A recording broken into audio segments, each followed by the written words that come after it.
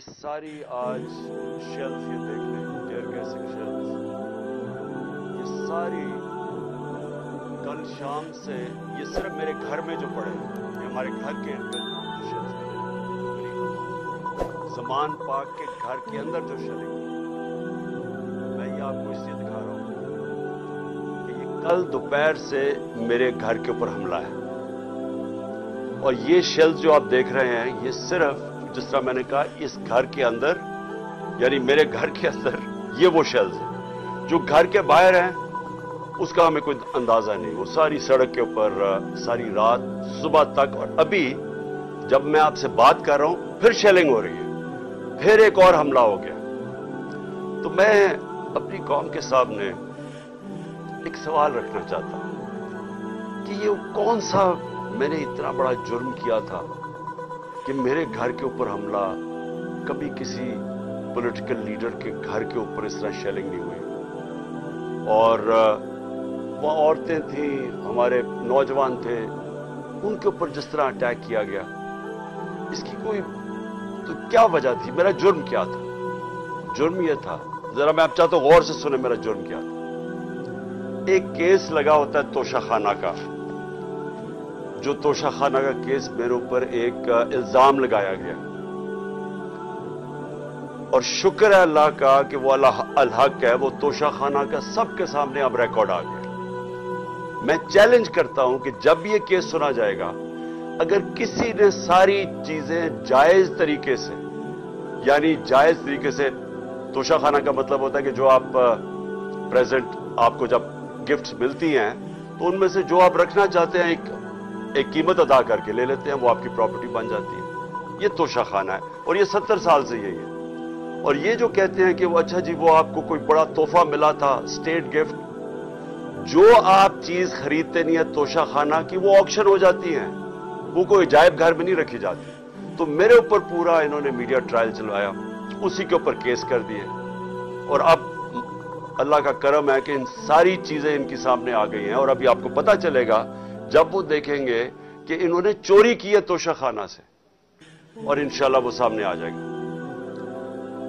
اب توشہ خانہ کا کیس لگا F8 کی کچہری میں، F8 کی کچہری میں 2 دفعہ بم دھماکے ہو چکے ہیں، وہ اس کو آپ کی جو سیکیورٹی ہے وہ پروٹیکٹ ہی نہیں کر سکتے، وہ جگہ ایسی ہے کہ وہاں وکیل بھی شہید ہوئے، وہاں ججز بھی شہید ہوئے، ادھر ہی جب 2 دفعہ دہشت گردی ہوئی، تو جب وہاں اس کو پروٹیکٹ کر ہی نہیں سکتے، اور خود انٹیریئر منسٹر کہہ رہا ہے کہ میری جان خطرے میں ہے، انٹیریئر منسٹری کہہ رہی ہے کہ میری جان کو خطرہ ہے، ایک میرے اوپر حملہ ہو چکا ہے، مجھے پتا ہے کہ جو لوگ آج بیٹھے ہوئے ہیں یہ اقتدار میں، جو شہباز شریف اور رانا ثناء اللہ، یہی انہوں نے ہی پہلا میرے اوپر کیا تھا، اور ایک اور ایجنسیز کے آدمی نے، اب وہی پاور میں بیٹھے ہیں، خطرہ ان سے ہے۔ تو میں ایک چیز مانگی کہ مجھے سیکیورٹی دے ادھر جانے کے لیے، اور اگر سیکیورٹی نہیں دے سکتے تو میرا ادھر کر دیں کیس جدھر مجھے سیکیورٹی ملتی ہے۔ جب سے میری ٹانگ ٹھیک ہوئی ہے، میں 2 دفعہ ایک لاہور ہائی کورٹ گیا اور ایک اسلام آباد، کوئی سیکیورٹی نہیں تھی، کوئی پروٹیکشن نہیں تھی۔ اور پھر میں واضح کر دوں کہ یہ انپریسیڈنٹڈ ہے کہ ایک ایکس پرائم منسٹر کو قاتلانہ حملہ ہوتا ہے، اس کے بعد اس کو سیکیورٹی نہیں ملتی۔ اس کے لیے اس وجہ سے ہم نے عدالت میں گئے ہوئے ہیں کہ ہمیں سیکیورٹی دو، اور اس جج نے میرے اوپر وارنٹ نکال دیا۔ اب یہ وارنٹ کیا ہے؟ جس کے لیے پولیس آئی ہوئی تھی۔ میں یہ ذرا سارا آپ کو سمجھانا چاہتا ہوں کہ یہ جو ساری ابھی بھی شیلنگ ہو رہی ہے، یہ پولیس کا اور کوئی کام نہیں ہے، پوری فوج کی فوج آئی ہوئی ہے، رینجرز آئے ہوئے ہیں کہ اس طرح کوئی دہشت گرد یا زمان پاک میں بیٹھا ہوا ہے۔ وارنٹ صرف یہ تھے کہ آپ کو پولیس عدالت میں پیش کرے، یہ ہے وارنٹ۔ جس عدالت میں اس لیے نہیں جا سکا کیونکہ سیکیورٹی کا ایشو تھا، عدالت نے پیش کرنا، یہ پولیس نے وہاں پیش کرنا تھا۔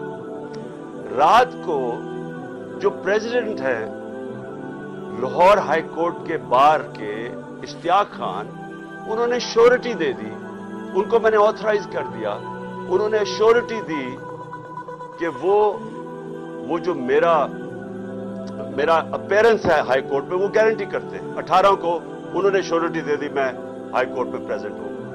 تو جب انہوں نے شیورٹی دے دی तो वो पुलिस ऑफिसर जो मुझे अरेस्ट करने आया था उसको श्योरिटी मिल जाती, वो केस उसको इंतजार करना चाहिए। तो मैंने फैसला कर लिया कि मैं अदालत जा रहा हूं, इसलिए तो वो आया था मुझे अरेस्ट करने।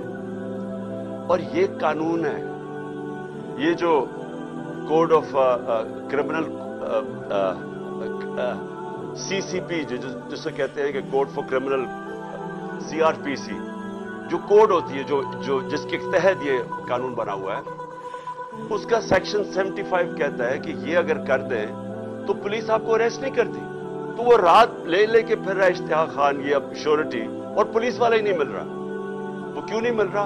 क्योंकि उन्होंने फैसला किया हुआ था मेरे ऊपर ये अटैक करने का। अब ये मैं आपको दिखा रहा हूं कि ये सिर्फ शेल्स नहीं है, ये गोलियां आपके सामने हैं। ये गोलियां चलाई इन्होंने यहां। ये गोलियां चलाने वाले एक आदमी को अदालत में पेश करने के लिए नहीं आते। इनके अजाइम, ये जो ऊपर सारे बैठे हुए हैं जिन्होंने पहले ही मुझे कत्ल करने की कोशिश की थी, इनके अजाइम ये नहीं थे कि इमरान खान ने ये अदालत में भी, वो कह रहे हैं कि मैं पहुंचूंगा, उसके बावजूद ये हमला कर रहा और अभी तक हमला हो रहा है। इनका मकसद कुछ और है। लंदन के अंदर प्लान बना, वादे किए गए नवाज शरीफ से, वादा यह किया गया कि अगर हमें बैक करेंगे तो मैं आपको ये करके दूंगा, जिसमें इमरान खान को जेल में डालूंगा, पीटीआई को खत्म करूंगा, नवाज शरीफ को सारे केसेस खत्म करूंगा। ये प्लान था पूरा। ये प्लान बड़ी देर से पता, मैं बताता जा रहा हूं आप सबको। उस प्लान के तहत ये गेम चल रही थी। क्यों मेरे वर्कर्स इस तरह, जिस तरह उन्होंने ये दिफा किया, जबान पा की, मैं तो क्या उनको 2 दफा कहा, मैंने कहा देखो ये मैं कोई इंतशार नहीं चाहता, मैं चाहता हूं मैं चला जाता हूं, बैग मेरा पैक था। लेकिन सारे कारकुनों का क्या मसला था? उनको पता था कि जब से हमारी हुकूमत गई है, हमारे लोगों को तशद्दुद किया गया जेल में, कस्टोडियल टॉर्चर कहते हैं इसको। जेल के अंदर तशद्दुद किया गया। आजम स्वाति, शहबाज गिल, हमें पता है अरशद शरीफ से क्या हुआ, हमें पता है सोशल मीडिया के लड़कों से क्या हुआ, और हमें पता है कि वो दरवेश, वो जो स्पेशल इंसान था जिसके पास प्यार के अलावा कुछ था ही नहीं, जिले शाह से किस तरह उन्होंने उठाया और उसे तशद्दुद करके, कत्ल करके सड़क पे फेंक गया। तो वो सारे फिक्र कर रहे थे कि देखिए अगर इन्होंने ये आपसे ले गए एक दफा आपको, तो ये आपसे भी ये करेंगे। इसलिए उन्होंने रात से वो मुकाबला कर रहे हैं, सिर्फ इस वजह से।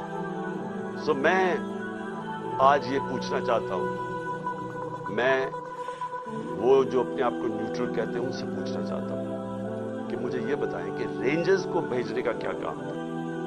मेरे दीवार के ऊपर रेंजर्स चढ़ रहे थे, अंदर आने लगे थे।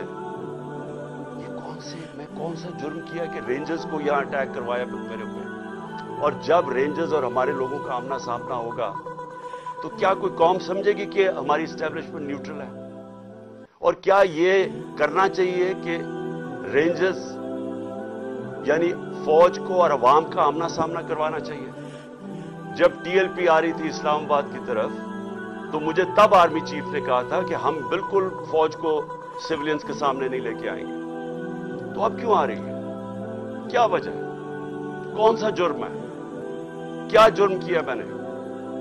और क्या वजह है कि इस तरह की बेदर्दी से, जिस तरह का अभी तक सबको ये जो शेल्स मारे गए, गोलियां चलाई गई, यानी ये क्या जमहूरियत है?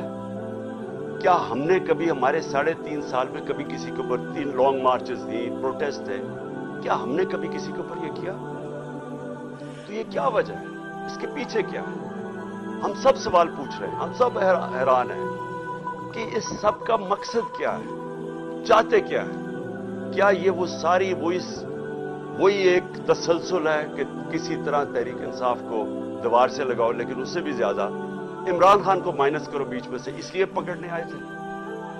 और देखिए, मैं आज अपनी सारी कौम के सामने कह रहा हूं कि देखिए, मैंने पूरी कोशिश की है जब से मेरी गवर्नमेंट गिराई गई है कि कोई मेरी वजह से इस मुल्क में इंतशार ना हो।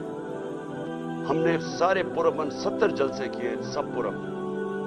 जब कोई इंतशार का वक्त आता था, जब इन्होंने इसी तरह हमारे ऊपर जुल्म किया 25 मई को पिछले साल, मैंने कैंसिल किया, मैंने उसको खत्म कर दिया धरने को, क्योंकि मुझे डर था कि अब इंतशार की तरफ जा रहे हैं। उसके बाद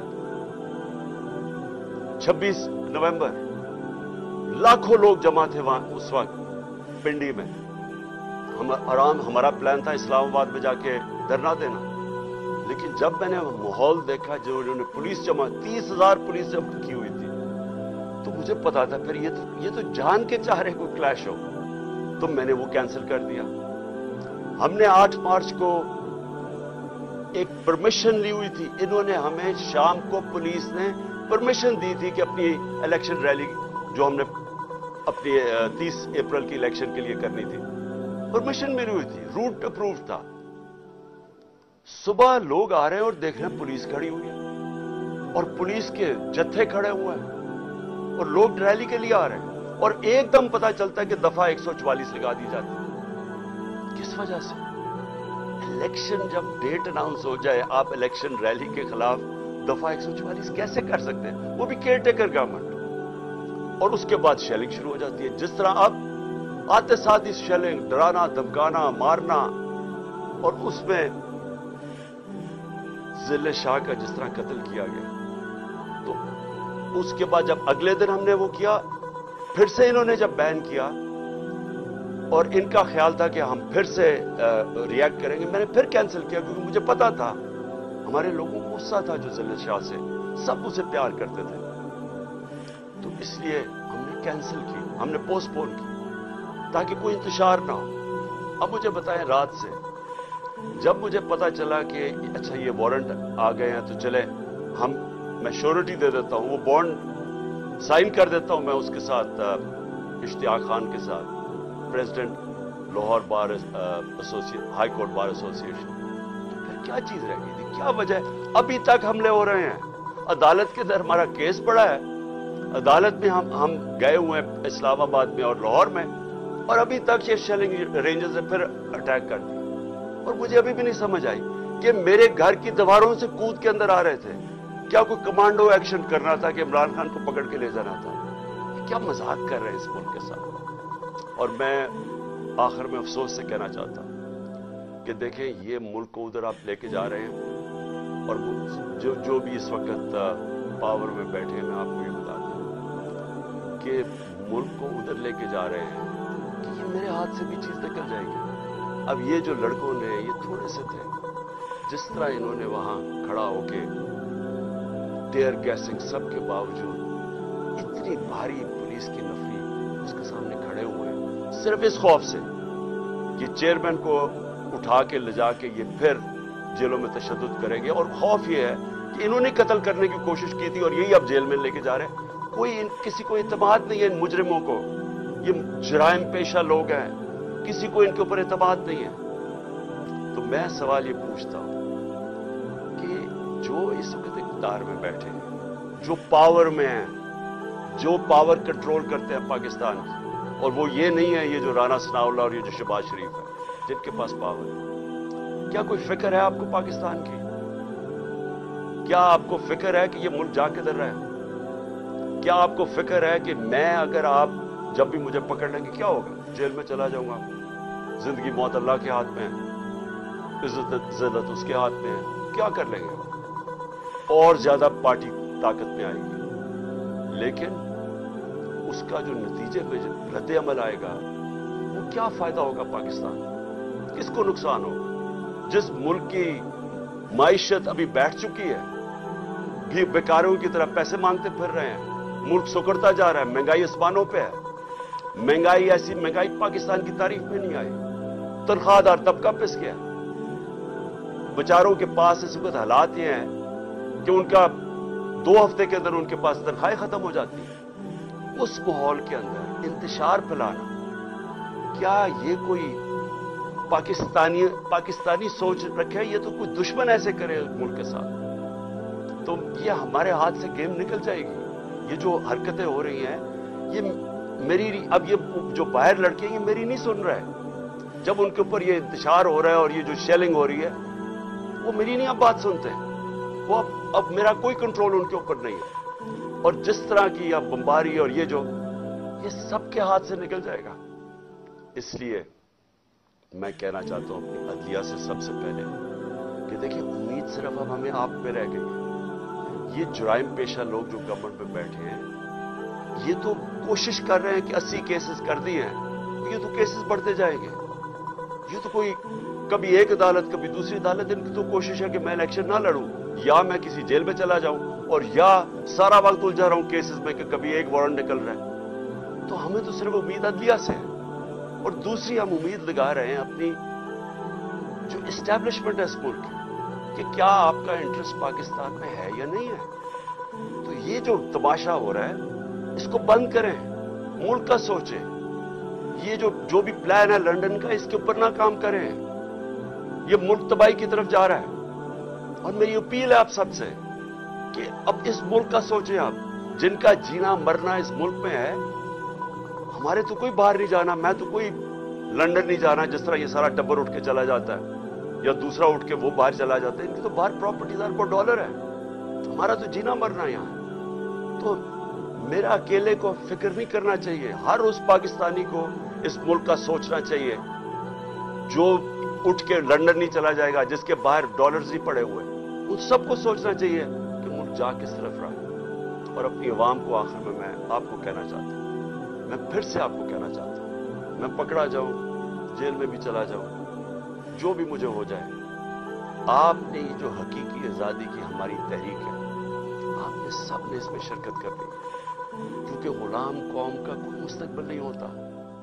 ये जो एक छोटा सा तबका ऊपर हावी हुआ है, कानून के वो ऊपर बैठा है, हर किस्म का जुल्म करता है लोगों पे, खौफ के ऊपर मुल्क चलाता है, सारे मुल्क के वसाइल के ऊपर कब्जा करके बैठा है, यहां से पैसा चोरी करता है, हुंडी वाले से बाहर भिजवा देता है। मुल्क का सारी चोरी का पैसा आज इनके बड़े बड़े बैंक अकाउंट्स और लंदन और बाहर मगरबी कैपिटल्स में इनका पैसा पड़ा। सिर्फ दुबई के अंदर 20,000 पाकिस्तानियों ने, यह भी ब्लूमबर्ग की रिपोर्ट है, 20,000 पाकिस्तानियों का दुबई में 10.4 अरब डॉलर पड़ा हुआ। तो मुल्क कैसे आगे जा सकता है अगर ये इन लोगों के हाथ में मुल्क रहेगा। इसलिए मैं कौम को आज कह रहा हूं कि आपने पूरी तरह इस हकीकी आजादी की जिहाद में शिरकत करनी है। पाकिस्तान